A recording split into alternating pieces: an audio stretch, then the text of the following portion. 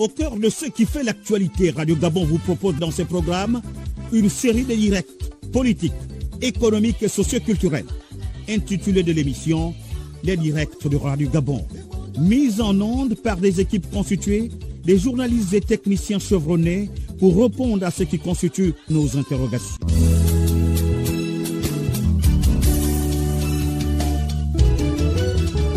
Les directs de Radio Gabon de 14h10 à 16h le jeudi, présentés par Bruce Walker Mapoma et Eline Djelebo sur Radio Gabon, la référence.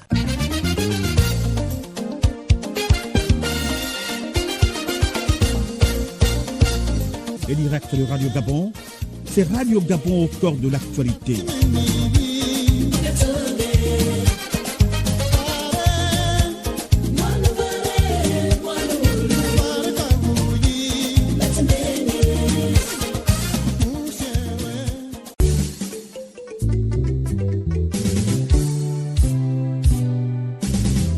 Les directs de Radio Gabon, Eline Djelebo. Auditeurs de Radio Gabon, votre émission Les Directs de Radio Gabon, fréquence 88.7 et 96.5. En pleine problématique du coronavirus ou Covid-19, aujourd'hui, mesdames et messieurs, avec vous, Covid-19 oblige, nous nous intéresserons au sujet les effets économiques et sociaux de la crise sanitaire du Covid-19. En effet, mesdames et messieurs, cette crise sanitaire, maladie qui est hautement contagieuse, les États se sont repliés sur eux-mêmes, frontières fermées, confinement total ou partiel pour certains, dans ce monde interdépendant. Cela induit bien entendu des conséquences économiques pour le monde. Le Gabon n'est pas en reste de tout cela. Pour en parler, mesdames et messieurs, notre expert financier, monsieur Willy Ontia, je rappelle qui est là à titre personnel, ses propos ici n'engagent pas ses nouvelles fonctions.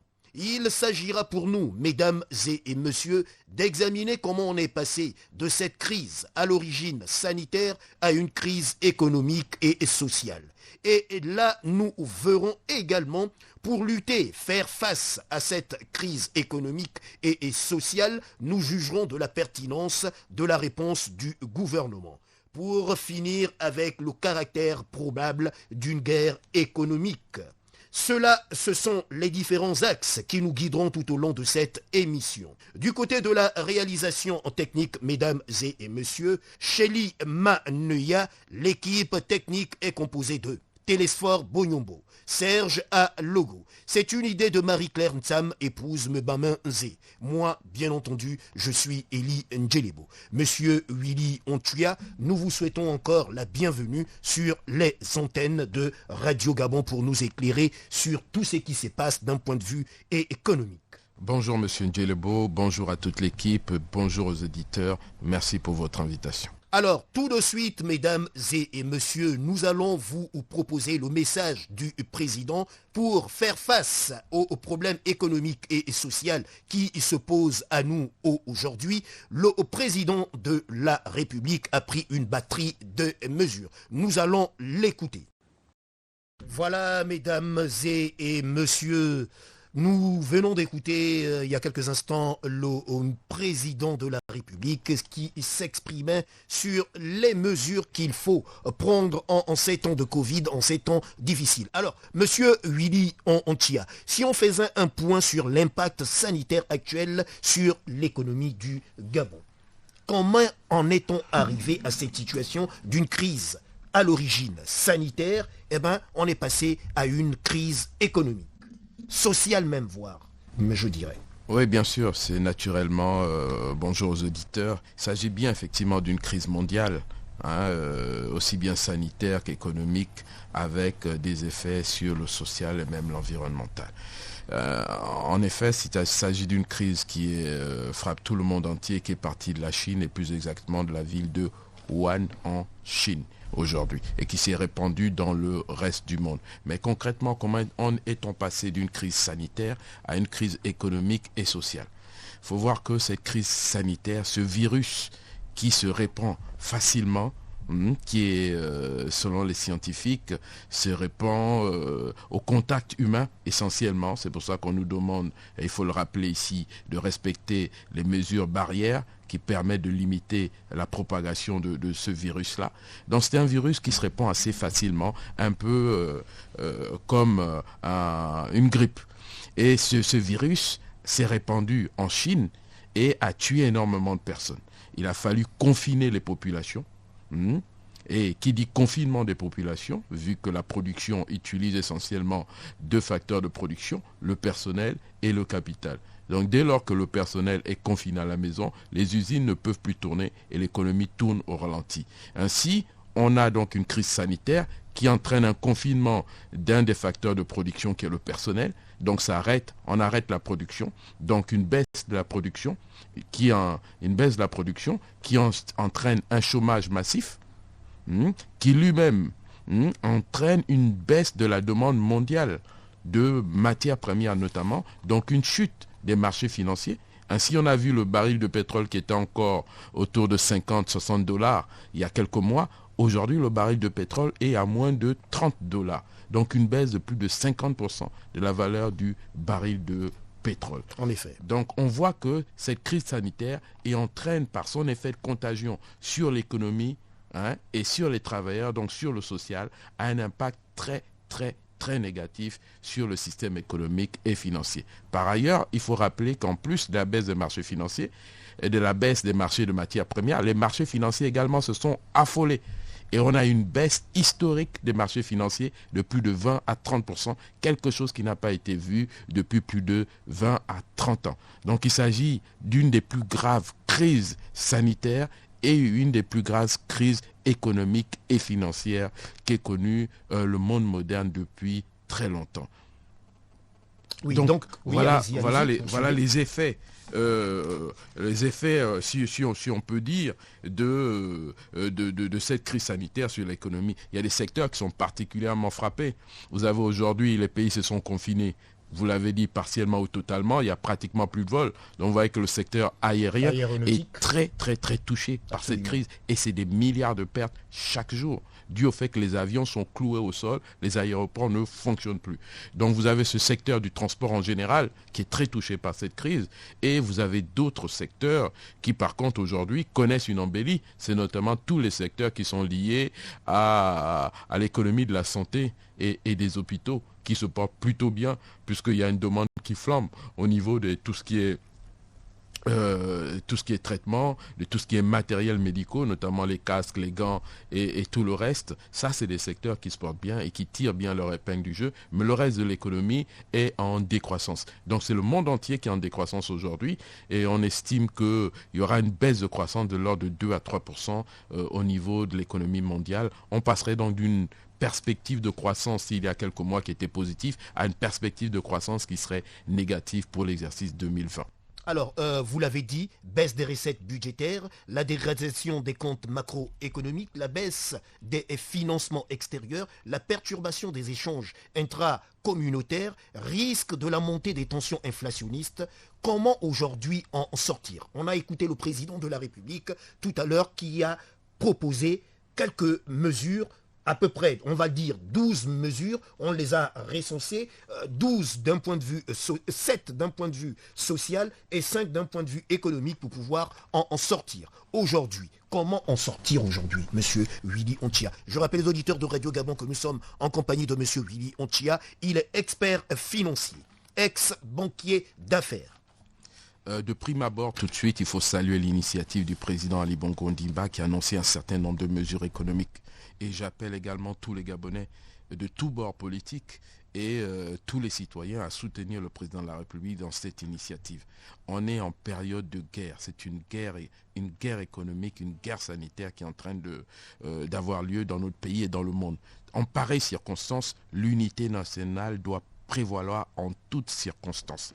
Donc, il s'agit de faire une revue des mesures qui ont été adoptées par le président de la République, mais dans une optique de voir si on n'aurait pas pu faire mieux et si elles sont vraiment totalement adaptées à la situation. Ce qu'il faut dire que ce train de mesures, et nous allons voir une une à une en effet. les mesures en question et voir leur pertinence par rapport à la situation que traverse le monde et le Gabon en particulier. Mais je rappelle encore qu'en pareille circonstance, l'unité nationale est de rigueur pour tous les citoyens responsables. Et c'est pour ça que je soutiens personnellement les initiatives prises par le président de la République, mais je pense en tant qu'économiste, financier, ex-banquier d'affaires, j'estime que ces mesures auraient pu aller plus loin et on va essayer de les décrypter pour comprendre ce qu'on aurait pu ajouter à ces mesures pour qu'elles soient encore plus efficaces. Alors, le président de la République a parlé d'un confinement du Grand Libreville dans les prochains jours.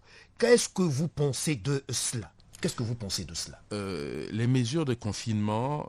D'abord, les mesures de confinement qui ont été prises, c'est une règle mondiale. On voit bien qu'à Wuhan, où l'épidémie a démarré, ce sont des mesures qui ont été prises. Donc c'est une mesure qui est saine, mais elle doit être encadrée et c'est un confinement qui est partiel, il doit être encadré et ce confinement va évoluer en fonction de l'évolution de la pandémie dans notre pays. Mais de prime abord, c'est une décision intelligente qui rejoint celle qui a été prise par des pays qui aujourd'hui ont plus ou moins maîtrisé l'évolution du virus, notamment la Chine. Alors, mesures d'aide, là c'est pour parler des mesures du président de la République, mesures d'aide massive pour les personnes les plus faibles. 4 milliards. Qu'est-ce qu'il faut entendre par personnes les plus faibles pour les factures d'eau et d'électricité? Les Gabonais économiquement faibles, techniquement, ce sont des Gabonais qui en principe gagnent moins de 80 000 francs. Et moins de 50 000 francs, qui est le niveau du SMIC aujourd'hui au Gabon. Donc ces personnes-là sont particulièrement fragiles financièrement et la crise les frappe en premier lieu, plus que d'autres personnes qui sont plus nantis. Donc le président de la République a décidé de mettre à disposition un montant de 4 milliards de francs CFA par mois. Pour venir en aide aux Gabonais économiquement faibles, pour le règlement notamment des factures d'eau et d'électricité. Est-ce que cette mesure, il y a quelque chose qu'on pourrait rajouter dessus? Cette mesure, elle est pertinente.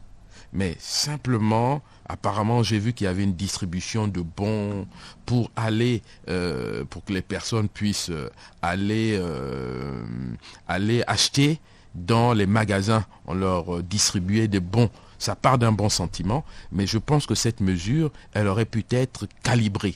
Calibrée, c'est-à-dire, M. Ndjelebo, c'est-à-dire que cette mesure on devait, comme ça a été fait par exemple au Sénégal, c'est-à-dire allouer par adulte un montant précis par semaine ou par mois pour aider à subvenir à des besoins. Là, on a un montant de 4 milliards, on ne sait pas trop bien comment... Pour l'électricité et l'eau. On ne sait pas comment ça va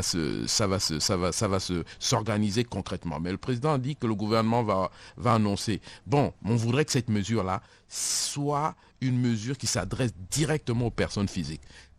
Un certain montant par adulte chaque mois. Aux États-Unis, c'est ce qu'ils ont fait. Par semaine, un certain montant par adulte, plus un montant supplémentaire par nombre d'enfants. En ce qui concerne quand même l'eau et l'électricité, il devrait être beaucoup plus facile. Je veux dire, les compteurs d'eau et d'électricité sont répertoriés. A priori, on devrait pouvoir facilement régler cette question. Aujourd'hui, l'eau et l'électricité, c'était un bien géré par l'État. Absolument. La SCG est revenue dans le giron de l'État, donc c'est de la propriété de l'État. Donc la problématique première de nos populations aujourd'hui, c'est pas l'eau et l'électricité important, mais le gouvernement devait geler les factures ECG simplement et créditer les compteurs des différents Gabonais sur la période. Mais le plus difficile, c'est qu'ils sont confinés avec les enfants et un certain nombre de personnes, notamment chez les Gabonais économiquement faibles, qui ne peuvent plus vendre au marché, les magasins sont fermés, ainsi de suite. Et il faudrait donc instituer un montant de pension pendant la période de pension de solidarité pendant la période de la crise sanitaire. Absolument. De manière à ce que chaque Gabonais reçoive en main propre un montant fixe. Il saura lui-même quels sont les besoins prioritaires dont il a besoin de toucher. Et ce montant serait complété en fonction du nombre d'enfants. C'est ce qui est fait au Sénégal, c'est ce qui est fait aux États-Unis. Donc on aurait pu arrondir vers 16 angles. Voilà, aujourd'hui on a... Sans nul doute que le gouvernement va... On a 4 milliards par semaine, on ne sait pas comment ces 4 milliards, 4 milliards par mois. par mois, et on ne sait pas, effectivement par mois, et on ne sait pas comment vont être distribués ces 4 milliards. Donc, je dis, je parle à titre personnel, en tant qu'économiste et financier, je dis, cette mesure aurait une efficacité si vous mettez l'argent directement dans les mains de populations, de manière, parce qu'elles savent mieux que personne, les besoins auxquels ces ménages doivent faire face en période de crise. C'est pour ça que dans un pays comme la Côte d'Ivoire, les mesures ont été scindées. On a vu les ménages, on a vu les très petites entreprises, on a vu, même aux États-Unis, on a vu les collectivités locales. Les mesures touchent un peu tous les acteurs de l'économie et de manière individualisée, ciblée et précise. Donc cette mesure qui est très bonne, 4 milliards, mais comment va se répartir ces 4 milliards par mois et comment est-ce que les Gabonais vont réellement les ressentir? Les Gabonais ne sont pas des enfants. Leur donnez pas des bons alimentaires simplement. Donnez-leur du financier, du cash. Ils sauront exactement quoi prendre. Un Gabonais n'achète pas tout au Secado. Il prend des choses au Secado, il prend des choses au marché. Si vous lui donnez un bon, il ne pourra pas trouver tout ce qu'il a acheté. Il n'achèterait pas l'ongombo à Secado. Alors, on reviendra sur, notamment, effectivement, en ce qui concerne la banque alimentaire. Alors, l'une des autres mesures qui fait polémique en ce moment, c'est celle de la gratuité de logement pendant la durée du confinement des personnes sans revenus, dont la liste sera arrêtée par le gouvernement. Un fonds d'aide de 2 milliards pour compenser les pertes des petits propriétaires reliés à la présente mesure, qui sont liés à la présente mesure. Alors, monsieur Willy Onchia, qu'est-ce qu'un petit propriétaire aujourd'hui? Cette mesure, on a le sentiment que on est dans notre pays, on connaît. Cela pourrait déboucher sur tout et sur rien. Écoutez, le président de la République a dit... Il a donné donc une ligne directrice. Et cette ligne directrice, elle doit être appliquée par le gouvernement. Donc le gouvernement n'a pas encore amené les précisions nécessaires pour justifier et rendre opérationnelle cette mesure qui consiste à geler les loyers pour les personnes sans revenus. De prime abord, quand j'entends personne sans revenus, je me dis une personne sans revenus ne peut pas les louer. Dès lors qu'on ajoute gel pour les personnes sans revenus. Sans revenus, certainement durant la période de confinement qui est mise en place. Ça demande... Des gens peut-être qui ont perdu leur logement, qui ont perdu leur travail durant cette période. Oui, mais vous avez... exercé peut-être des petits métiers et autres. Vous verrez... C'est peut-être un peu cela dans la traduction. Monsieur Ndjelebo, vous verrez que dans les mesures qui suivent, le gouvernement va garantir les salaires à hauteur de 50 à 70%. Donc en principe, les personnes qui vont être licenciées dans cette période doivent être normalement couverts par un salaire de solidarité. D'accord? Donc en principe, les personnes qui ont perdu leur emploi sur la période du Covid devraient bénéficier d'une solidarité et donc devraient avoir un certain nombre de revenus. Donc c'est pour ça que je dis que cette mesure-là, le gouvernement lui-même, à travers le Premier ministre, a saisi la Cour constitutionnelle pour avoir l'avis de la Cour constitutionnelle. Et la Cour constitutionnelle, par son rendu, a quasiment gelé cette option de gel des loyers pour les personnes sans revenus. Qu'est-ce que ça veut dire, geler les loyers pour les personnes sans revenus? Geler les loyers, ça veut dire... Le président de la République a pris une mesure, une décision. Et là, on va geler cette mesure. Parce qu'on estime que... Non, elle n'est pas gelée. Simplement, le président de la République a pris une mesure, il a montré la direction. Il appartient au gouvernement de mettre en lumière les instructions du chef de l'État. D'accord? Donc, le Premier ministre a pris sur lui de consulter la Cour constitutionnelle sur ce point pour voir si cette mesure n'était pas anticonstitutionnelle. Donc, la Cour constitutionnelle a dit que cette mesure peut être appliquée, mais avant de l'appliquer, il faudra très clairement définir les conditions parce qu'il s'agit du domaine privé. Quand vous gelez les loyers de personnes privées, là, l'État sort de son giron. Parce que l'État, c'est l'État central. C'est l'administration publique, ce n'est pas le privé.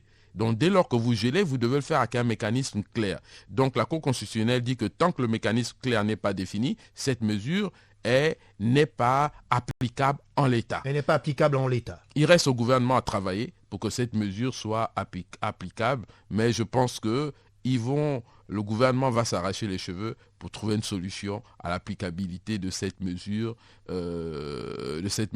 Mais le gouvernement doit faire preuve de génie pour rejoindre les instructions du chef de l'État. Il appartient au gouvernement de mettre cette mesure en place. Mais pour le moment, dans les plus brefs délais. Dans les plus brefs délais, mais pour le moment, cette mesure n'est pas praticable en l'état. Donc, on annonce un fonds d'aide aux petits propriétaires de 2 milliards. De 2 milliards. De 2 milliards 5. 2 milliards 5, est-ce que c'est par mois?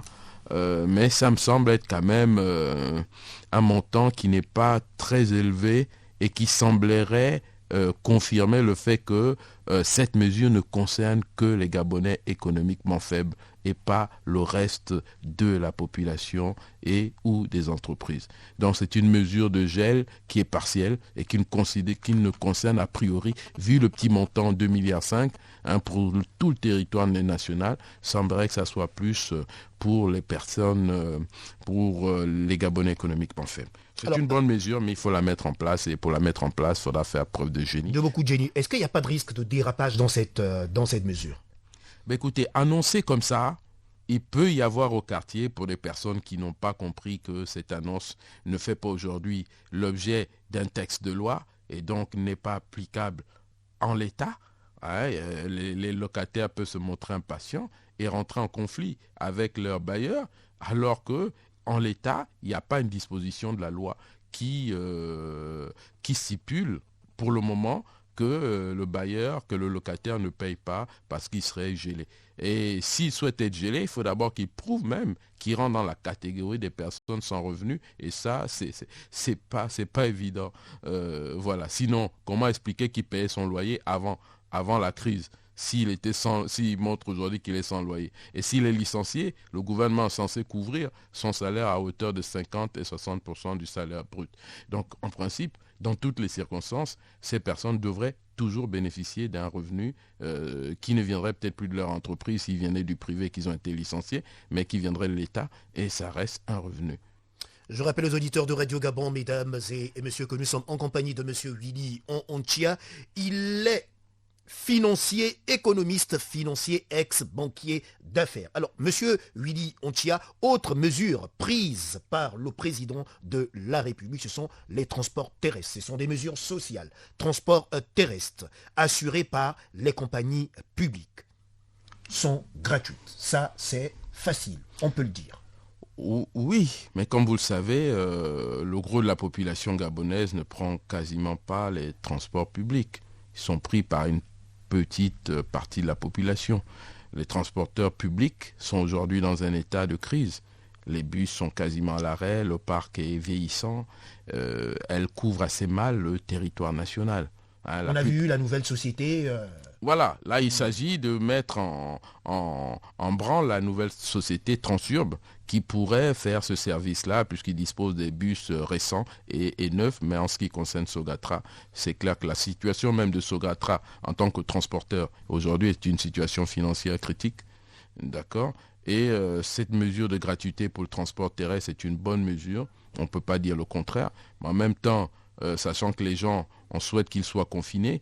Donc voilà, mais pour ceux qui ont à se déplacer, au moins qu'ils se déplacent avec cette baisse du coût de transport et cette gratuité pour les bus publics. En tout cas, cette mesure, il faut le dire, elle participe à la baisse des coûts supportés par les populations en cette période de crise. Donc l'État prend sur lui de supporter le coût de transport public avec une gratuité. Et ça, c'est possible. Les bus de Transurb ont commencé à se déployer sur la capitale Libreville, mais à l'intérieur du pays, vous savez que cette mesure est inopérante puisqu'il n'y a pas de transporteur public à l'intérieur du pays. Que vous soyez à Port-Gentil, que vous soyez à Franceville, donc vous voyez la portée qui est relativement limitée de cette mesure pour l'intérieur du pays, mais pour la capitale, elle est bien justifiée et elle apportera vraisemblablement des effets escomptés. Alors, comme autre mesure prise par le président de la République, c'est la mise en place d'une allocation chômage, de chômage technique. Comment cela peut-il se traduire ? Écoutez, le gouvernement, les entreprises qui sont en difficulté, et qui sont pour certaines même en situation de quasi-faillite. Absolument. Elles vont procéder à des licenciements inévitablement parce que la demande n'est plus présente face à l'offre. Donc elles vont avoir des problèmes de trésorerie importants et pour anticiper ces problèmes de trésorerie, puisqu'elles ne pourront plus payer les salaires au bout d'un certain temps si la crise perdure, certaines entreprises vont mettre en chômage technique, puisque la production a baissé, un certain nombre de salariés. Et ces salariés qui seront mis d'abord en chômage technique, puis éventuellement en licenciement si la situation s'aggrave, le gouvernement s'engage à couvrir, à leur verser une compensation qui serait à hauteur de 50 à 70% du salaire brut hors prime. Cela pourra s'étaler pendant combien de temps? Cela pourra tenir pendant combien de temps? Si on se réfère à ce qu'a dit le président de la République, Ali Bongo Ondimba, son Excellence, ces mesures devraient tenir jusqu'à la fin de la crise, donc vraisemblablement jusqu'à la période où on arrivera à un déconfinement total. Alors, comme autre question, Monsieur William Tia, ça c'est pas, cela ne relève pas des mesures prises par le président de la République. Est-ce que tout cela ne vient pas gâcher les efforts entrepris par le Gabon afin de sortir? On sait que le Gabon vient de sortir d'une crise. Et là, on retombe dans cette crise sanitaire aujourd'hui. Est-ce que tout cela ne vient pas entacher Écoutez, c'est clair que cette crise, pour beaucoup d'États, vous savez qu'aux États-Unis, on parle même que la crise sanitaire risque de remettre en cause l'élection du président Trump, qui était une élection qui était quasiment gagnée d'avance, en raison notamment des résultats économiques importants qu'il avait générés en termes d'emploi et de croissance aux États-Unis. Au Gabon, on avait mis en place un programme avec le Fonds monétaire international et un plan de relance économique suite à la crise sur les matières premières qui date de 2015, 2016, 2017 et le Gabon commençait à sortir la tête de l'eau et maintenant elle doit faire face à nouveau à une crise sanitaire qui a un impact négatif sur le marché des matières premières. Et vous savez que le Gabon, 80% du budget du Gabon et 80% du budget du Gabon est lié au secteur pétrolier. Et dès que le pétrole va mal, l'État se retrouve en situation financière tendue. Et c'est le cas du Gabon aujourd'hui. Donc les perspectives économiques pour notre pays sont plutôt sombres. Il va falloir que le gouvernement fasse preuve de génie, d'innovation et de grande intelligence économique pour que le pays puisse présenter une résilience à ce choc économique, sanitaire et social qui est en train de se répandre dans toute la République, dans toute l'Afrique et dans tout le monde entier. Donc notre gouvernement a commencé à prendre des mesures et ces mesures vont dans le bon sens, il faut les saluer. Et on est là juste pour proposer des pistes complémentaires pour, on va dire, améliorer la résilience de l'économie gabonaise ainsi que la soutenabilité pour les populations et les acteurs économiques de cette crise. Alors, le président de la République également a proposé, pour les faibles revenus, l'intégralité du salaire sera maintenue pour les personnes qui sont mises au chômage. Effectivement, très clairement. Les faibles revenus entre 80 000 et 150 000 francs. Très clairement, le président a mis un accent important sur le soutien aux Gabonais économiquement faibles. Donc ça veut dire que ces personnes qui sont entre 80 et 150 000 francs, ils seront compensés. Ils seront compensés également. Mais leur recensement peut s'opérer comment? Dans des entreprises reconnues légalement? Les Gabonais... On sait que beaucoup de Gabonais font dans le petit commerce et autres. Les Gabonais normalement économiquement faibles sont répertoriés dans le cadre de la CNAMGS. Le fichier de la CNAMGS pourrait servir de base. Voilà, pourrait servir de base. Parce que comme vous savez, il y a un sous-fonds à la CNAMGS qui est réservé aux Gabonais économiquement faibles. Donc il y a un fichier qui existe. Ce fichier pourrait être un fichier de base. Par la suite, nous délivrons des cartes d'identité faites de façon numérique au Gabon et nous avons une base électorale également qui est là. Donc on peut individualiser les mesures pour toucher au plus près et directement les Gabonais et pas de manière, on va dire, aléatoire, mais de manière précise. Chaque Gabonais doit pouvoir avoir dans ses mains les fruits des mesures annoncées par le président de la République. Et ça demande donc affiner la mise en œuvre de ces dispositions. Et le gouvernement, j'en suis sûr, s'y attelle dans les meilleurs délais, comme l'a souhaité le président de la République. Mais par ailleurs, le président de la République, sur le plan social, a sollicité également la solidarité de tous les Gabonais pour alimenter notamment... Alors, ce fonds alimentaire, mais j'en viens, un fonds social est créé pour les personnes, indépendamment du statut social, on peut y contribuer, notamment à ce fonds, qui, l'État va verser dans ce fonds 5 milliards de francs CFA. 5 milliards de francs CFA qui serviront de base pour créer une banque alimentaire. Écoutez, l'idée d'une banque alimentaire part d'un bon sentiment. Naturellement, et c'est une mesure complémentaire qui viendrait soulager les difficultés des ménages et en particulier des Gabonais économiquement faibles. Donc cette banque alimentaire, c'est un outil, c'est un mécanisme qui permet de soutenir les personnes les plus démunies, les personnes les plus pauvres. Et que le gouvernement ait pensé à le mettre en place, c'est une bonne chose. Il faut encore que dans son fonctionnement, ce fonds d'aide alimentaire soit bien géré en respectant l'orthodoxie de gestion en la matière. Voilà, pour que chaque Gabonais puisse avoir la réalité de ce fonds d'aide et de cette banque alimentaire, qu'elle ne se transforme pas en distribution familiale aux amis et consorts, mais qu'elle soit vraiment dirigée vers ceux qui ont le plus besoin, c'est-à-dire les Gabonais économiquement faibles. Alors, comme autre mesure, là, on parle des entreprises. Maintenant, on a quitté le domaine social pour rejoindre les grosses entreprises.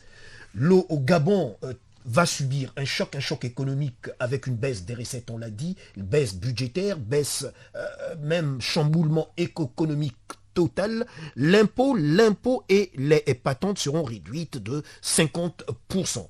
L'impôt et les patentes réduites de 50% pour les entreprises en difficulté. Voilà, effectivement, le président de la République, dans sa déclaration du 3 avril, a annoncé une réduction de 50% de la patente et de l'impôt synthétique pour soutenir les PME et les entreprises de services. Donc je pense que cette mesure-là, elle est salutaire et elle fait partie de la batterie de mesures qui était indiquée. Pourquoi réduire? Pourquoi ne pas totalement cette période difficile puisque tout le monde fait des efforts? C'est une première étape. Vous savez que le gouvernement, dans son budget, a une source importante de revenus qui est celle des impôts. Réduire à 100%, c'est couper aussi le bras. Parce qu'après, comment l'État pourrait financer si elle réduit à 100%. Donc vous savez que les recettes pétrolières vont baisser du fait de la baisse du cours du baril de pétrole. Les impôts aussi qui doivent rentrer vont également baisser. Donc par conséquent, l'État, faire du 100% dans un premier temps pourrait être quand même assez risquant pour l'État. Parce que si l'État réduit à 100%, ça veut dire que sa seule option qui reste serait d'aller emprunter sur les marchés financiers de l'argent. Donc voilà, ce qui augmenterait l'endettement de la nation et qui pourrait avoir des effets encore plus dévastateurs. Il s'agit de répondre essentiellement avec des fonds propres de l'État, ce qui explique vraisemblablement pourquoi le chef de l'État a choisi de réduire de 50% la patente et les impôts synthétiques et pas plus pour laisser quand même au trésor public un minimum de revenus pour faire face à la crise qui court aujourd'hui. Les primes seront quant à elles défiscalisées, comme autre mesure. Oui, mais avant cette mesure-là, il y a une annonce d'un guichet de financement d'urgence de 225 milliards. 225 milliards, oui, allons-y, on va en discuter. Pour répondre aux besoins urgents de trésorerie des entreprises. Donc on a vu que la déroute sanitaire entraînée par le Covid-19 a une contagion sur un choc thermique sur l'économie et le social. Donc pour faire face à cette situation et à la situation de quasi-faillite d'un certain nombre d'entreprises qui se retrouvent en difficulté de trésorerie, le gouvernement a décidé de mettre en place un guichet de financement d'urgence qui va permettre d'apporter un soutien financier aux entreprises qui en ont besoin et qui sont dans l'urgence pour limiter la casse si on peut dire, et limiter également le dégraissement, c'est-à-dire le licenciement massif. De 225 milliards. Vous pensez que 225 milliards. Cela est suffisant? Cela pourra tenir le coup? Écoutez, le budget du Gabon est de l'ordre de 3 000 milliards. Si vous avez un fonds qui a 225 milliards, ça vous donne environ dans les 8, un peu dans les 8. Et si vous prenez les autres mesures du gouvernement, on est entre 15 et 20% du PIB. Donc un fonds qui est doté pratiquement de 10% du PIB du pays est un fonds qui est suffisamment doté et qui est à la hauteur de la situation. Et maintenant, la seule problématique, c'est est-ce que ces 225 milliards seront réellement décaissés? Est-ce que ces 225 milliards seront répartis de manière équitable entre les entreprises qui en ont besoin, hein? Et quel est le mécanisme? Est-ce qu'il s'agit de subventions aux entreprises privées ou est-ce qu'il s'agit de prêts? Donc là aussi, il va falloir que le gouvernement apporte des précisions. Alors, globalement, pour tout cela, on a chiffré à 250 milliards les problèmes sociaux et les problèmes, on va dire, économiques, globalement.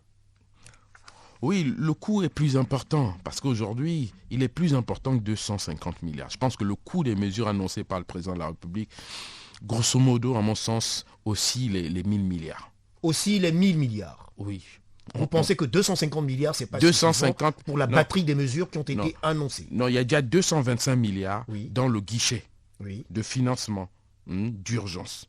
C'est un guichet qui va être ouvert avec un budget de 225 milliards. Rien que ce guichet, sans prendre en compte des mesures sociales qui ont été annoncées par le président de la République, de gel, de soutien à l'électricité, au loyer, au fonds d'aide aux petits propriétaires, en ajoutant le revenu de solidarité qui va être adossé aux personnes qui vont être licenciés, et les autres mesures, la réduction des impôts, qui aujourd'hui c'est 50% des impôts qui vont être réduits. Et les impôts dans le budget de l'État représentent pas moins de 700 000 milliards. Donc 50%, on est déjà autour de 300 milliards. Donc si vous prenez ces 300 milliards-là de réduction d'impôts, plus 225 milliards de prêts dans le cadre de prêts ou de subventions dans le cadre du guichet, vous êtes déjà à plus de 500 milliards. Donc les autres mesures également chiffrent énormément, nous allons revenir. Donc à mon avis, le budget grosso modo, que le coût pour le gouvernement de ces mesures, à mon sens, quand je fais une règle de 3, quelques calculs, j'estime que ces coûts seront aux environs de 1000 milliards de francs CFA, ce qui représente un tiers du budget de la République au titre de l'exercice 2020, par exemple. Donc il faudrait, grosso modo, comme vous l'avez précisé, à peu près 1000 milliards pour pouvoir tenir tout cela. Toutes les mesures annoncées par le président de la République devraient avoir un coût qui ne serait pas loin des 1000 milliards de francs CFA. Et j'essaie de vous faire une démonstration avec deux mesures qui vous montrent déjà qu'on est quasiment à plus de 500 milliards. Si vous prenez la mesure sur la réduction d'impôts et si vous prenez la mesure sur le guichet de financement d'urgence qui est à 225 milliards, vous êtes déjà à plus de 500 milliards. Donc j'estime que le coût, d'après les calculs, les estimations que j'ai pu effectuer, sera pas moins de 1000 milliards pour le gouvernement. Donc la question, M. Ndjelebo, c'est comment on finance? Comment on finance cela? Allez-y, nous sommes avec vous, c'est vous l'économiste, c'est vous le financier. Comment le gouvernement finance? Là, on n'a pas eu un signal du président de la République. Mais le président de la République nous a quand même fait un clin d'œil en disant que les finances publiques vont être réformées pour une meilleure efficacité. Donc je pense que le président de la République a en vue de lancer également dans cette période une rationalisation de la dépense publique dans son efficacité. Je pense que cette réforme pourrait permettre au gouvernement de récupérer un certain nombre de milliards de francs CFA pour les transférer vers les mesures d'urgence pour soutenir l'économie. Ça, c'est d'une chose. De deux, le gouvernement pourra vraisemblablement recourir à l'emprunt auprès d'un certain nombre des partenaires au développement, qui sont le Fonds monétaire international, la Banque mondiale, la Banque africaine de développement et l'AFD, l'Agence française de développement. Le problème, c'est que tout le monde va avoir les mêmes besoins. Tout le monde va vouloir recourir à ces institutions. Alors, on va privilégier qui on donnera, qui on ne donnera pas. Là, globalement, on est dans une incertitude globale. On est dans une incertitude, c'est clair que la demande va être forte au niveau financier pour ces organismes. Je suivais encore ce matin sur les antennes l'Union européenne. Certains pays refusent de financer un certain nombre de projets en Afrique liés au Covid-19. Parce qu'eux-mêmes également, ils ont leurs propres besoins. C'est ça, c'est pour ça que je dis qu'il faut compter plus sur ces fonds propres. Mais il faut savoir qu'avec la chute du baril de pétrole qui était autour de 50 à moins de $30 aujourd'hui, il faut vous attendre à ce que le gouvernement présente à l'Assemblée un projet de loi de finances rectificatif. Ce projet de loi de finances rectificatif va ajuster les prévisions de budget en fonction de la nouvelle donne économique induite par l'arrivée de la pandémie du Covid-19. Donc cette loi de finances rectificative va réduire vraisemblablement les budgets de toutes les administrations et ça aussi, sachant que l'État est le premier employeur et sachant que l'État est le premier investisseur dans le pays, la baisse de l'investissement public va induire une baisse de la production, une baisse de la consommation qui devrait avoir un effet d'approfondissement de la crise, un effet de récession plus important encore. Donc le seul moyen pour l'État d'éviter cela, c'est de pouvoir mobiliser des ressources additionnelles, notamment en rationalisant la dépense publique, mais également en ayant recours à des financements extérieurs ciblés. Est-ce qu'aujourd'hui, pour faire face à toutes ces incertitudes, dans le monde actuel, il n'est pas plus urgent de miser également sur l'agriculture? Pourquoi pas? Longtemps on a misé sur d'autres secteurs. Aujourd'hui, il ne serait pas utile de revenir à la base, ne serait-ce que pour lutter contre les incertitudes alimentaires. Voilà, le président Ali Bongo n'a pas attendu la crise sanitaire pour investir dans l'agriculture. Vous vous rappelez du projet Graines? Absolument. Qui a été, mais aujourd'hui, le projet Graines, est-ce qu'on va dire qu'il est au niveau escompté de ce que l'on espérait, au niveau de l'investissement? Est-ce qu'aujourd'hui, on peut dire que le projet Graines, on peut se nourrir aujourd'hui avec cela? En tout cas, en mettant en place le projet Graines, le président de la République a mis le doigt sur une nécessité, celle de l'indépendance alimentaire du Gabon, celle de la nécessité de développer l'agriculture. Maintenant, on se rend compte, et tous les Gabonais s'en rendent compte, entre ce qui est dit et les actes posés sur le terrain, il y a un fossé. Parce que naturellement, le projet Graines est là depuis des années, et aujourd'hui, on ne voit pas la banane, les aliments. On voit peut-être ça, mais dans une moindre mesure. On ne voit pas la production. Je veux dire, compte tenu des milliards qui ont été mis dans le projet Graines, aujourd'hui, quand on ferme la frontière avec le Cameroun, on ne devrait pas avoir des soucis pour alimenter le 1,5 million de Gabonais. Donc, lorsqu'on a fermé les frontières, ça a eu aussi un effet, il faut en parler. Parce qu'on a eu une pénurie à Libreville, pénurie sur certains produits alimentaires, du fait de la fermeture de la frontière avec le Cameroun, mais on a eu aussi une hausse des prix, modérée certes, mais une hausse des prix de certaines denrées qui sont devenues rares. Un produit comme le gingembre aujourd'hui, pour le trouver sur Libreville, il faut se lever le matin parce qu'il n'est quasiment pas produit au Gabon. Et actuellement avec le Covid et la solution naturelle qui passe notamment pour certains par le gingembre, difficulté à trouver ce produit. Donc vous voyez que entre le fait que le président de la République énonce des principes, finance des projets importants et les résultats sur le terrain se font encore attendre malheureusement. Nous sommes tous des Gabonais, on doit se tenir à un langage de vérité. Et c'est ce qu'attend le président de la République de nous. Et cette crise met en exergue le fait qu'au Gabon, nous sommes un pays essentiellement de consommateurs, nous ne sommes pas un pays de producteurs. Donc si on veut aller vers une économie rentrée pleinement dans le XXIe siècle, il faut transformer l'économie gabonaise, la diversifier pour en faire une économie productrice, de biens dans tous les secteurs, notamment celui de l'agriculture. Vous touchez là à un point, effectivement, nous sommes un pays de consommateurs. Nous consommons plus que nous ne produisons. Aujourd'hui, cette crise, est-ce qu'elle n'est pas là aujourd'hui pour nous réveiller aussi? Nous sortirons cette crise, elle n'est pas là indéfiniment. Ad vitam aeternam, c'est clair qu'on en sortira. Alors, est-ce qu'aujourd'hui il ne faut pas, je ne ferai pas comme les autres qui pensent déjà au déconfinement en France, mais je dirais plutôt, est-ce qu'aujourd'hui cela ne nous dit pas qu'il faut penser à l'avenir de façon différente, voir les choses différemment aujourd'hui? Naturellement, je pense que cette crise aura révélé un certain nombre de contraintes, un certain nombre de réalités. Forcément, au sortir de cette crise, que ce soit au Gabon, que dans le reste du monde, les choses ne vont plus fonctionner pareillement. Les choses vont changer. Cette mondialisation, elle a pris un chemin qui est critique pour un certain nombre d'États. Notamment en Europe, ils se sont rendus compte que du jour au lendemain, quasiment, que tout ce qu'ils avaient sur leur territoire était produit en Chine et qu'ils étaient incapables eux, de produire suffisamment de masques pour protéger leur propre population, alors que c'est une technologie qu'ils maîtrisent. Mais ils ont envoyé la production en Chine simplement pour des raisons d'optimisation des profits. Voilà, donc aujourd'hui, ils sont complètement embêtés et les populations ne peuvent pas avoir les masques, notamment en France. Donc cela va changer la façon de voir l'économie. Chaque économie souveraine va veiller à ce qu'il y ait, même s'il y a délocalisation en Chine ou ailleurs, qu'il y ait un minimum d'industrie qui reste pour faire face à une situation de crise comme celle du Covid-19 qui oblige les pays à se renfermer, à se fermer sur elles-mêmes. Dès lors que vous êtes fermé sur elles-mêmes, vous ne pouvez plus compter que sur les moyens de production locaux.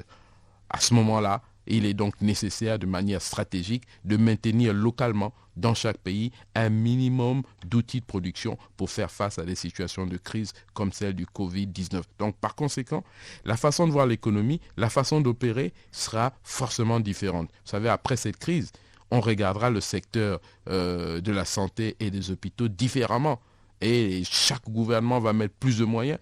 Parce que beaucoup de gouvernements se sont retrouvés en déroute face à cette situation sanitaire. Des pays développés comme les États-Unis, comme la France, aujourd'hui montrent leur faiblesse sur le point de vue sanitaire, alors que c'était des pays qui nous étaient montrés comme des modèles du point de vue du secteur de la santé. Aujourd'hui, on voit qu'ils ont des difficultés à faire face à cette crise.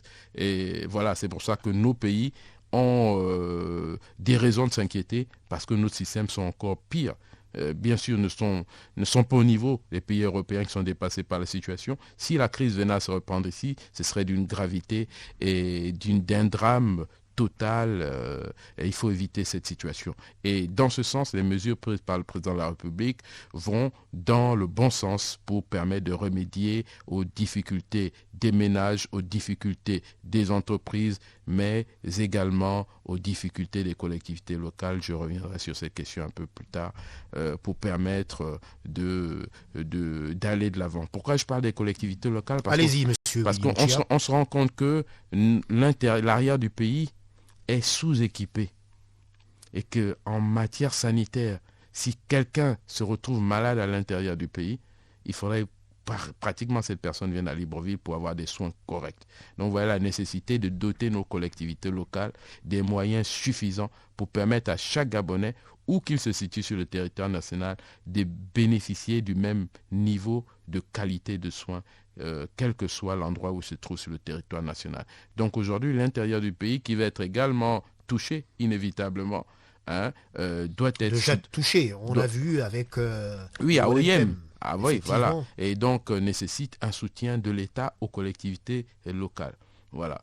En effet. Alors, Monsieur Willy Onchia, je rappelle les auditeurs de Radio Gabon, mesdames et messieurs, que nous sommes en compagnie de Monsieur Willy Onchia. Il est expert financier, économiste, expert financier, ex-banquier d'affaires. C'est notre invité aujourd'hui. Nous discutons avec lui des conséquences du Covid-19 sur l'économie du Gabon. Alors, Monsieur Willy Onchia, si vous avez, ou si vous pouvez, d'ailleurs nous sommes là, c'est pour cela, faire des propositions. Le président a parlé. Vous êtes un économiste. S'il fallait rajouter quelque chose, ou s'il fallait, on va dire, un peu arrondir les angles, qu'est-ce que l'on pourrait dire sur ces mesures de façon à les rendre praticables?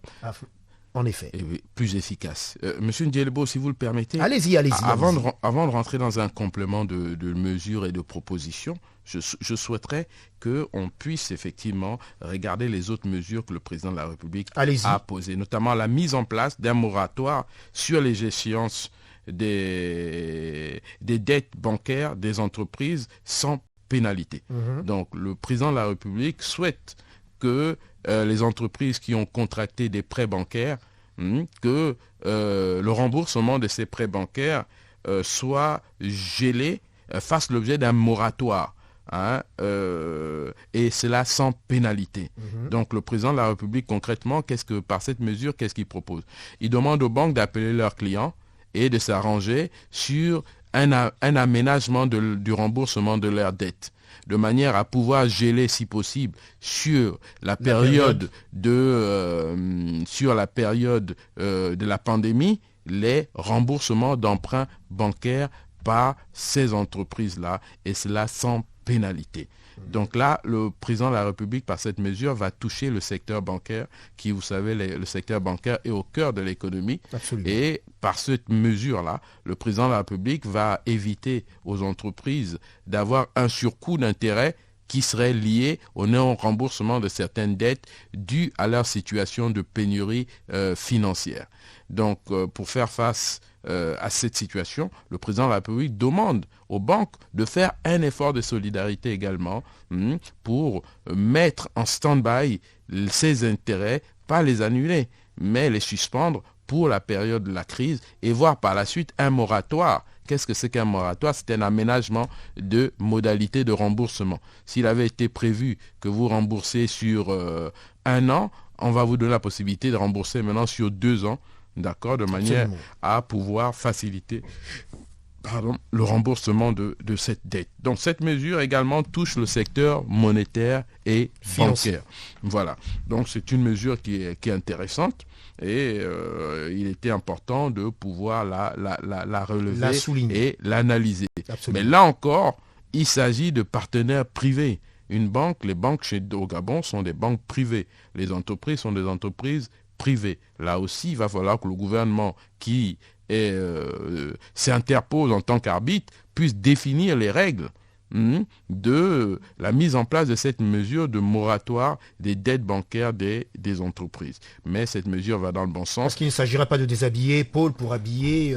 Non, pas du tout. Il s'agirait simplement d'aménager le remboursement de la dette, pas de l'annuler. Est-ce que les banques ne vont pas, durant cette période également, avoir des pertes? Est-ce que l'État ne va pas compenser cela également au niveau des banques? L'État, en soutenant les entreprises, avec notamment le fonds d'urgence de 225 milliards, va donner des liquidités aux entreprises pour qu'elles puissent faire face à leurs charges et notamment les charges financières liées à leurs prêts bancaires. Mais voilà, donc après il faut encadrer. Quand l'État donne un prêt pour soutenir quoi? Est-ce que c'est les salaires ou est-ce que c'est pour soutenir les emprunts? Voilà, donc ça aussi ce sont des règles à définir. Et le gouvernement, selon ce qu'a dit le président de la République, le gouvernement doit développer ces mesures de manière à ce qu'elles puissent être les plus efficaces pour l'économie nationale. Voilà donc en ce qui concerne la mesure sur le moratoire. Et il y a une autre mesure qui a été prise également, c'est celle d'une remise d'impôts et des taxes accordées aux entreprises citoyennes qui ne vont pas licencier durant cette période. Voilà, qui préservent. Donc l'État dit, les entreprises qui ne licencient pas dans la période de la pandémie vont donc bénéficier malgré vos difficultés d'un certain nombre d'une remise d'impôts. Et on a rappelé que l'État a déjà réduit de 50% la patente et les impôts synthétiques. Donc il y a d'autres impôts qui peuvent également subir une réduction et l'État dit que les entreprises qui ne licencieront pas pourront avoir un taux de baisse d'impôts plus important que ceux qui licencient de manière massive. Donc là aussi, c'est une mesure qui est saine, qui encourage les entreprises à ne pas procéder à des licenciements massifs. Donc cela est une bonne chose. Mais maintenant, il faut voir de manière technique, ça va représenter quoi pour ces entreprises? Parce que quand vous dites à une entreprise, je vais vous baisser les impôts si vous ne licenciez pas, cette entreprise fait un calcul. Il regarde la baisse d'impôts, si elle couvre si elle couvre, on va dire, le maintien de l'emploi. Et si ce n'est pas le cas, naturellement, cette mesure elle sera nulle et sans effet pour l'entreprise. Donc, il faut très rapidement que le gouvernement précise quel impôt et quel niveau de baisse d'impôts supplémentaires pour les entreprises spécifiques qui seraient citoyennes et maintiendraient l'emploi. Voilà. Donc là encore, il faut que le gouvernement puisse apporter des réponses très rapidement pour que cette mesure puisse être réellement praticable.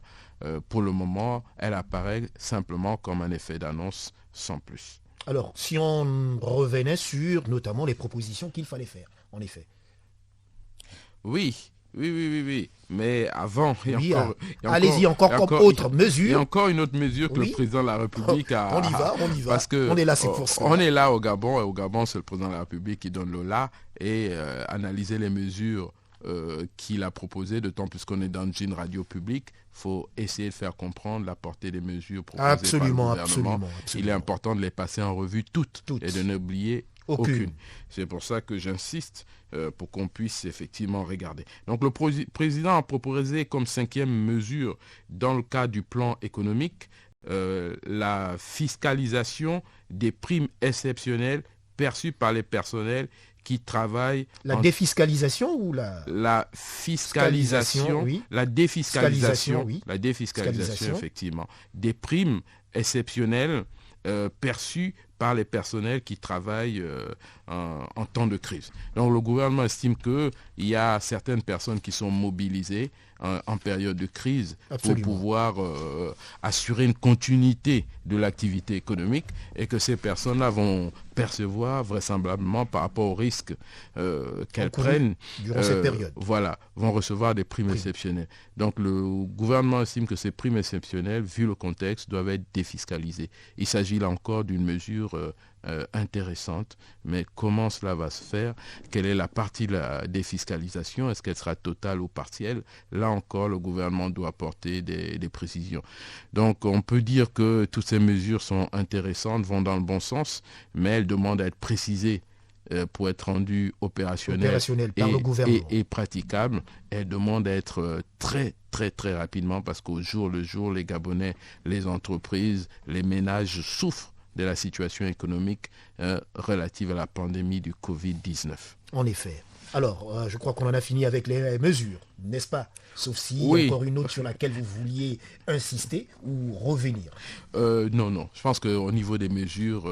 globalement, on a fait le tour. On a fait le tour des mesures du président de la République. Alors, si on parlait des propositions maintenant, des propositions que vous pouvez faire pour arrondir tout cela. Voilà. Déjà, à mon sens, les mesures du président de la République devaient être plus ciblées. Le président de la République a parlé de mesures au point de vue social et des mesures au point de vue économique. Maintenant, dans le social et dans l'économique, il devait cibler individuellement comme l'ont fait d'autres pays. Vous savez, dans un pays que je ne citerai pas, qui est la première puissance certes au monde, et il n'y a pas comparaison avec le Gabon, mais la stratégie mise en place par le président Trump est une stratégie qui est ciblée. Il a mis en place un plan de soutien de 2200 milliards de francs CFA, ce qui représente à peu près 10% du PIB, 10 à 20% du PIB américain.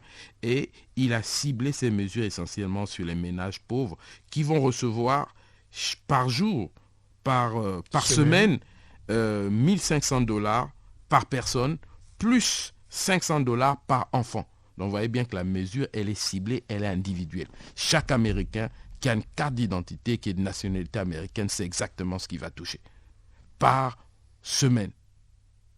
Et en fonction du nombre d'enfants, parce que là on tient compte du poids de la famille, on reçoit un complément. Et ça, c'est censé être payé en cash. Donc, automatiquement, les personnes pourront aller au marché, faire leurs courses immédiatement. Et rester à la maison. Ça va directement. Il y a des mesures qui ont été prises, ciblées spécifiquement pour les chômeurs. C'est-à-dire que les personnes qui ne travaillent pas, qui sont en situation de chômage et qui sont enregistrées dans les organismes. Ceux-là perçoivent par semaine $600, les chômeurs, parce que beaucoup d'entreprises vont licencier et beaucoup de personnes vont se retrouver. Donc le gouvernement dit sur la période de la pandémie, tous les chômeurs, ils ont tel montant par semaine et ils pourront faire face à leurs besoins pendant cette période. C'est une mesure ciblée, par catégorie. Les mesures qui ont été annoncées par le président sont des mesures relativement macro. Donc je appelle au gouvernement à cibler les mesures macro annoncées par le président, à les cibler de manière microéconomique et sectorielle pour les rendre plus opérationnels et que chaque catégorie d'acteurs économiques puisse être nommément citée et ciblée avec des mesures qui vont au plus près. Je vous ai déjà cité les mesures prises pour les ménages aux États-Unis, les mesures plus prises pour les chômeurs aux États-Unis, et ils ont pris des mesures pour ce qu'on appelle les TPE, c'est-à-dire les très petites entreprises, un fonds de 350 milliards. Et aux États-Unis, on a pris également des mesures pour les grandes entreprises. Donc, ils distinguent la situation des TPE et des PME de la situation des grandes entreprises. Donc, les PME ont leur fonds, les grandes entreprises ont leur fonds, parce qu'elles n'ont pas les mêmes problématiques. Vous voyez? Donc ça, le gouvernement doit cibler ces mesures.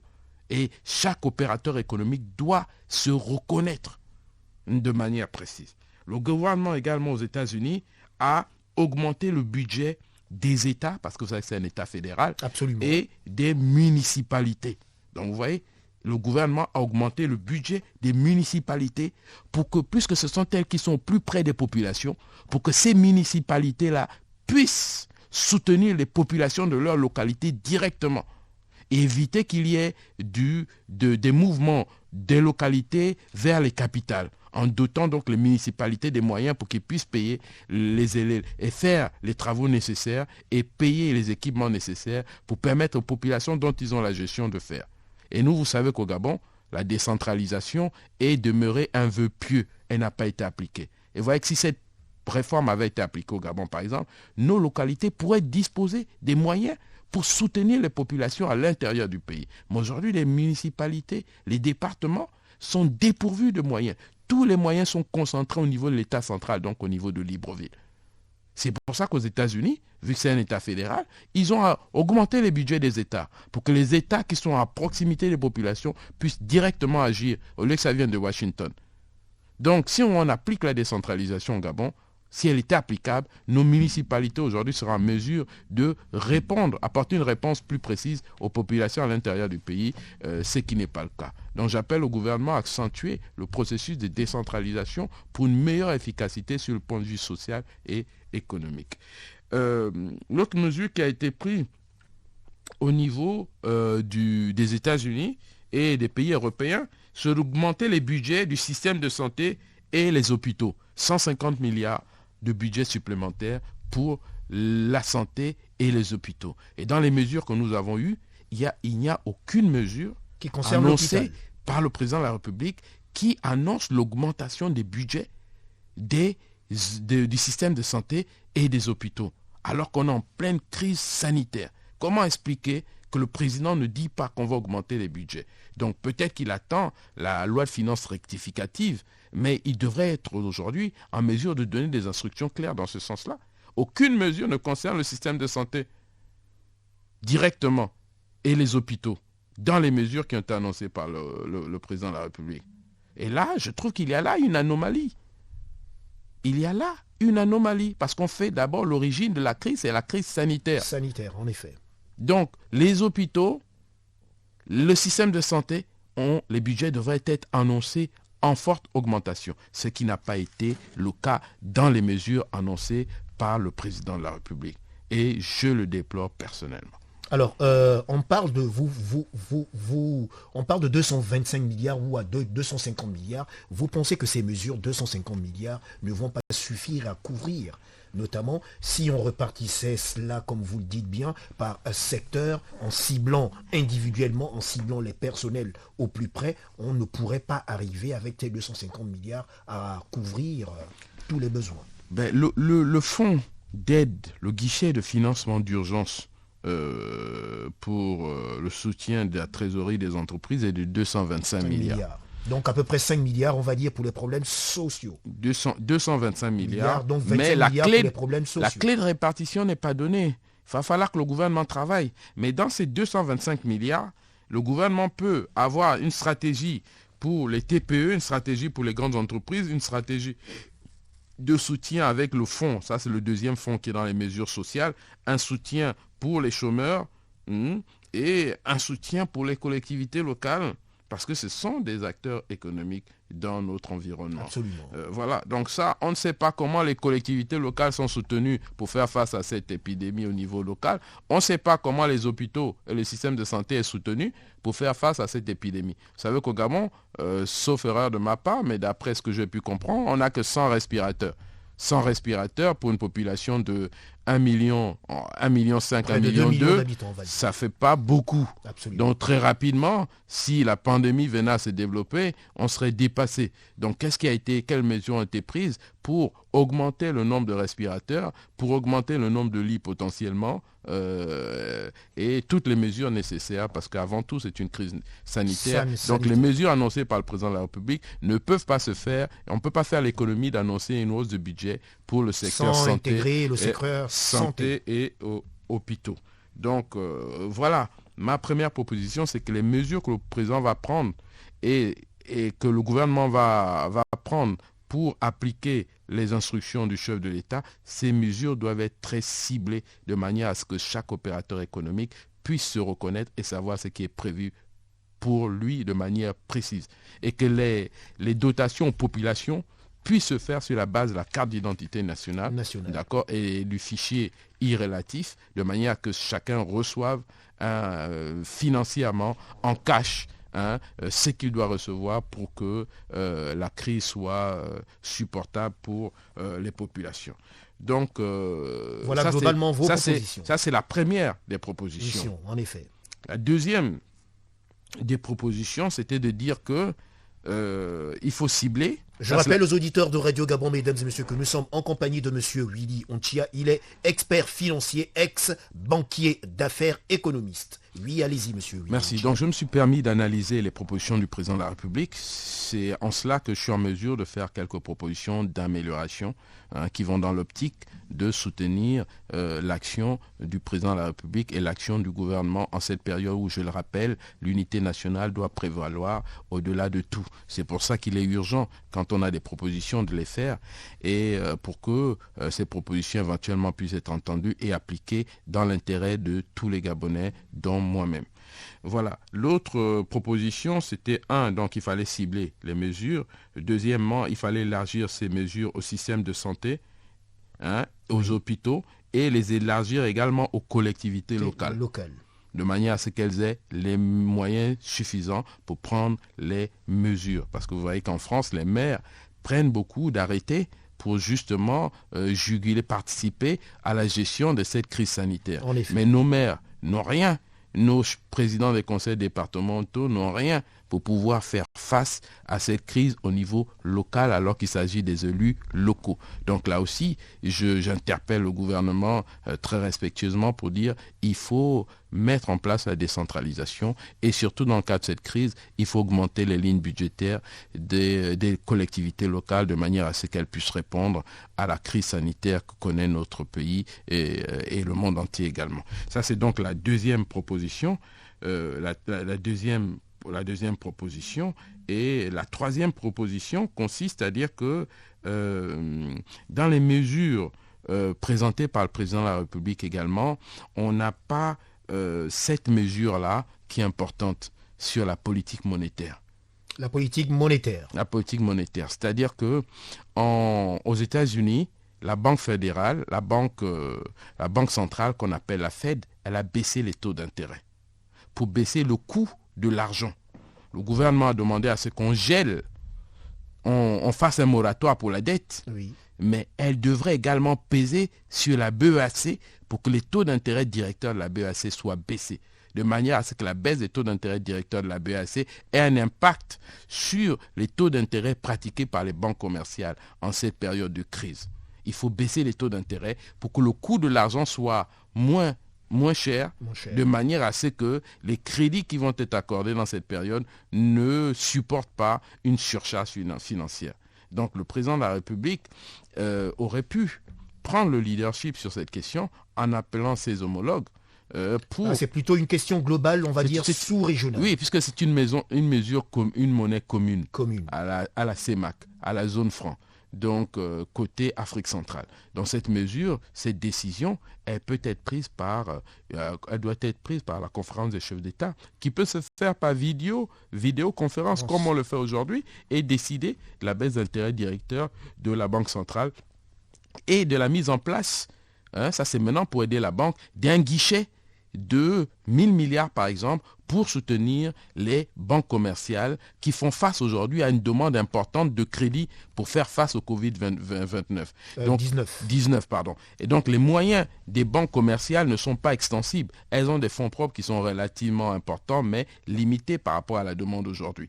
Donc les banques aussi, il ne suffit pas de leur demander de faire un moratoire pour leurs clients, mais elles, après, se retournent aussi vers la Banque centrale pour avoir des ressources, pour pouvoir justement faire face à la demande de crédit.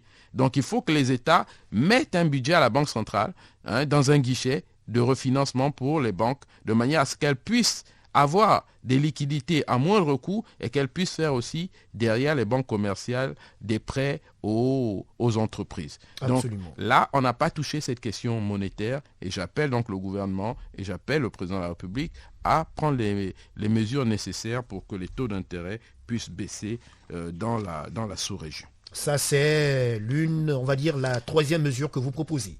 Oui, notamment. Ça c'est on va dire, et la dernière, peut-être. La troisième option. La dernière... Pourquoi une dernière? Non, mais allez-y, nous sommes là pour ça. Voilà. On doit pouvoir en ce moment écouter tout le monde, faire toutes les propositions qui aideraient et qui iraient dans le sens de l'unité nationale, pourquoi pas, mais également, on va dire, de la solidarité qui doit être commune, appelée par le président de la République. Tout à fait, M. Ndjelebo. Donc, vous vous rendez compte, vous êtes un acteur économique, M. Ndjelebo, vous êtes un citoyen et vous savez qu'au Gabon, comme dans tout le reste de l'Afrique, le secteur informel est une partie importante de notre secteur économique, de notre économie. Aucune mesure n'a été annoncée par le président de la République sur le pour secteur soutenir le secteur informel. Donc toutes ces femmes qui vendent au marché, toutes ces personnes qui ont des petits commerces, des bars qui tiennent et qui font vivre leur famille et qui sont fermés aujourd'hui par décision du président de la République, aucune mesure parmi celles qu'a annoncé le président de la République ne couvre ces populations-là, sauf erreur de lecture de ma part. Donc j'appelle au gouvernement, quatrième proposition, à faire des propositions pour soutenir le secteur informel. C'est ce qui a été fait notamment en Côte d'Ivoire. Le président Alassane Ouattara a pris des mesures de mettre un fonds de soutien au secteur informel. Ça a été fait en Côte d'Ivoire. Donc, les conseillers du président de la République, rien qu'en faisant un benchmarking simple, auraient pu proposer cela au président de la République de mettre en place également un fonds dédié au soutien du secteur informel pour la période de la pandémie. Donc, ce n'est pas quelque chose qui n'a pas été fait par ailleurs. Ça a été fait par ailleurs. Donc ça aussi, c'est une mesure qui doit se retrouver dans le contenu des mesures arrêtées par le gouvernement sur instruction du président de la République. Soutenir le secteur informel durant cette période du Covid-19. Voilà. On en a fini avec vos propositions. On peut y aller. Ou on y va encore. On y va encore parce que... Je rappelle aux auditeurs de Radio Gabon, mesdames et messieurs, que nous sommes en compagnie de monsieur Willy Ochia, banquier, ex-homme, on va dire ex-banquier d'affaires. Il est expert financier.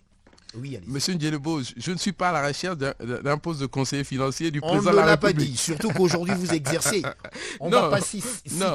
Oui, mais c'est simplement pour dire que je ne me substitue pas au conseiller du président. Nous faisons des propositions. Mais nous faisons des propositions pour le bien de la nation. Absolument. Parce que, ne l'oublions pas, nous, naturellement, au Gabon, on a la chance, grâce au président Omar Bongo Ondimba, d'avoir fait des études gratuitement. Bénéficier des bourses.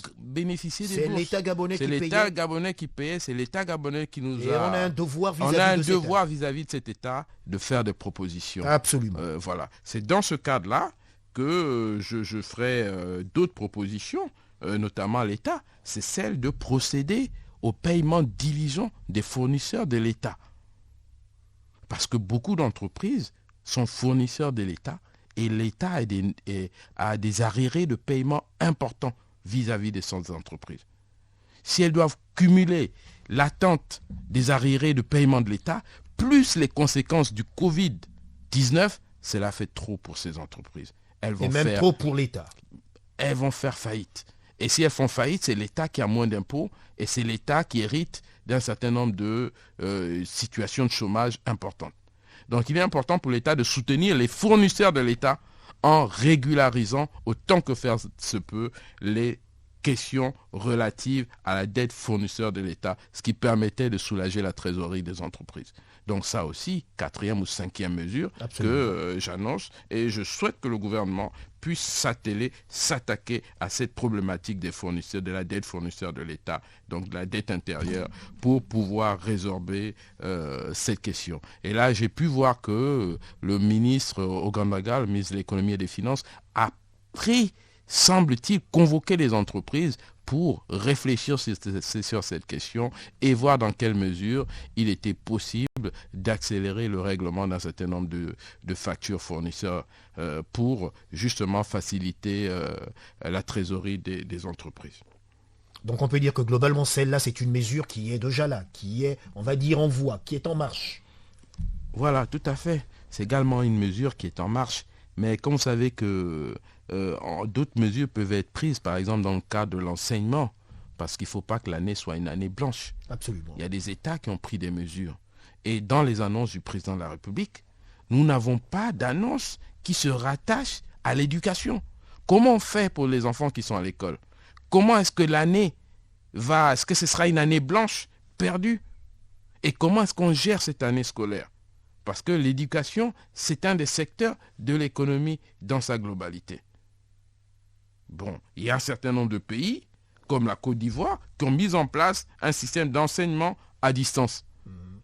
Là aussi, je pense que le président de la République devait faire des annonces. Vous savez, vous pensez qu'on a les moyens aujourd'hui, d'un point de vue technique, de réaliser ces enseignements à distance?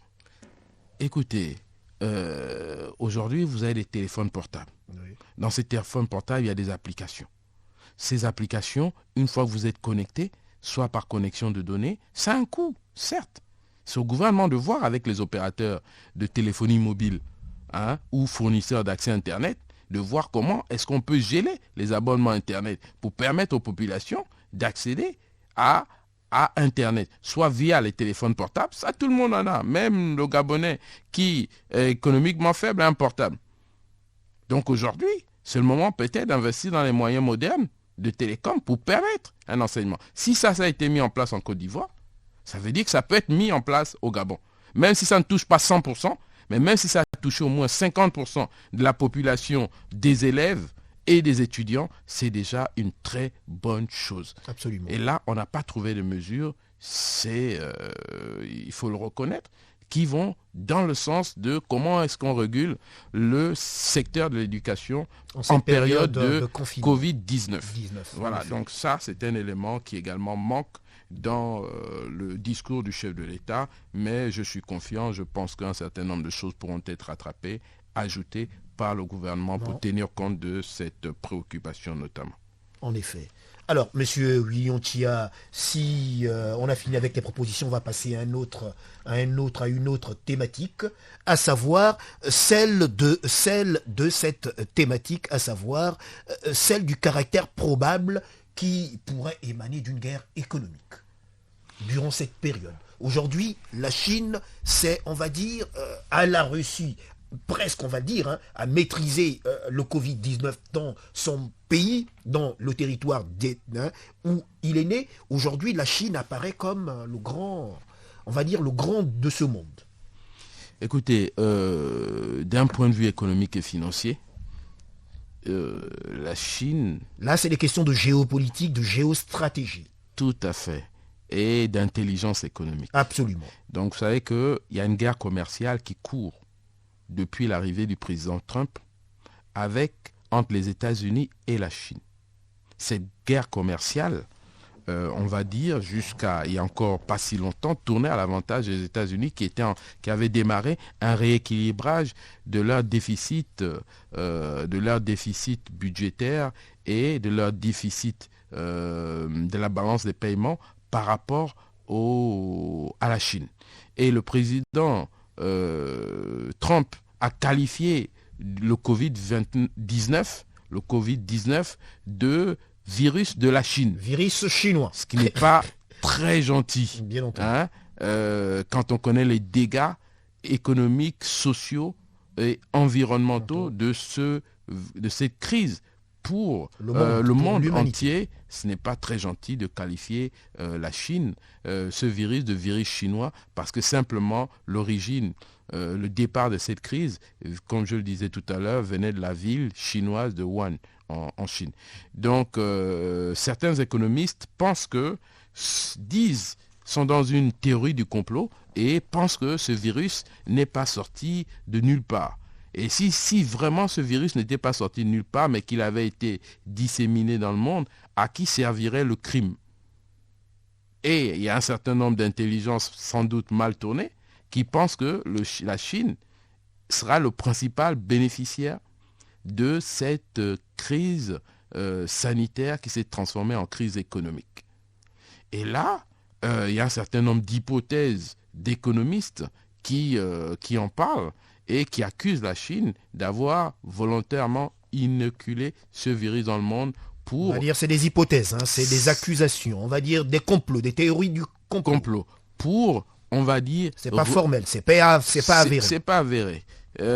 Pour revitaliser son économie en perte de vitesse suite à la guerre commerciale conduite avec les États-Unis. Par ailleurs, un certain nombre d'opérateurs a remarqué que la Chine, sur les marchés financiers qui ont chuté, c'est essentiellement les opérateurs chinois qui ont fait des rachats d'actifs sur les marchés financiers où les cours avaient baissé de fois de 20, 30, 40, 50%.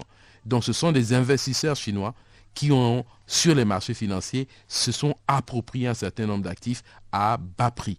Ce qui a contribué malheureusement à nourrir ce système de cette théorie du complot à laquelle personnellement je n'y crois pas, mais c'est quelque chose que les auditeurs peuvent voir sur les réseaux sociaux. On essaie juste de leur donner quelques éléments de compréhension et leur expliquer que ce qui est dit là, certes, il y a des éléments qui peuvent le corroborer, mais cela n'est pas prouvé aujourd'hui.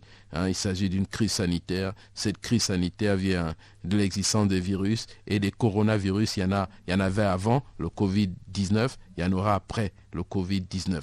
Donc, il s'agit pour le Gabon de faire attention en cette période de crise, à ce que la pandémie ne se développe pas et qu'elle mette en place les mesures nécessaires. Mais maintenant, en ce qui concerne la guerre économique, elle concerne, on va dire, les États avancés, les États évolués. Nous, petit Gabon, dans notre coin, si nous pouvons maintenir le développement de cette pandémie, ce serait déjà beaucoup pour nous. Le reste de la guerre économique, ce n'est pas à proprement parler directement notre affaire, parce qu'aujourd'hui, nous travaillons aussi bien avec les États-Unis qu'avec la Chine, qui sont deux partenaires. Mais maintenant que ces deux grands partenaires se discutent au niveau mondial et s'accusent d'un certain nombre de choses, on verra bien, l'avenir nous dira qui a raison sur ce dossier. Et on finira un jour ou un autre à savoir d'où vient ce virus et comment est-ce qu'il a été incorporé et les effets. Les historiens, les économistes vont s'y pencher. On finira par savoir et tirer les leçons nécessaires. Mesdames et messieurs, nous sommes en compagnie de M. Willy Onchia. Il est expert financier, économiste, expert financier, ex-banquier d'affaires. Nous nous acheminons tout doucement vers la fin de cette émission, M. Willy Onchia. Alors, si on devrait tout de suite faire un résumé de tout ce que nous avons dit, en quelques minutes, pour dire au revoir à nos auditeurs. En quelques minutes, je dirais à nos éditeurs que le temps est grave. La crise est importante. Il y a vraisemblablement, on le voit dans le monde, des pertes en vie humaine. Et cette crise, elle est sérieuse. Elle menace réellement notre République. Et c'est en cela qu'il faut suivre scrupuleusement les mesures prises par le gouvernement et les respecter. Au point de vue économique, le président de la République a annoncé un certain nombre de mesures qui demandent à être ajustées, à être précisées, à être complétées. Et nous appelons le gouvernement à mettre ces mesures très rapidement en place parce que l'économie souffre. Et quand l'économie souffre, les êtres humains souffrent parce qu'ils vivent de cette économie. C'est pour ça que je soutiens les mesures annoncées par le président de la République et que je soumets également à sa haute appréciation, à celle des Gabonais, les mesures complémentaires que j'ai proposées ici. Vive le Gabon et soyons solidaires dans cette période de Covid-19. Merci. Merci encore à vous, monsieur Willy Onchia, auditeur de Radio au Gabon. Réalisation en technique, Shelly Mané et Iya. L'équipe technique est composée de Télésphore Bonyombo, Serge A. Logo. C'est une idée de Marie-Claire Ntsam, épouse Mbambe Nzé. Moi, Eli Ndjelebo. Nous aurons l'occasion de vous retrouver, mesdames et messieurs, jeudi prochain avec un autre sujet et un autre thème. C'était les directs de Radio Gabon, une émission de Radio Gabon produite par Marie-Claire Mbambe-Nézé, réalisée par Télésphore Bonyombo, Serge Alogo. Radio Gabon, la référence.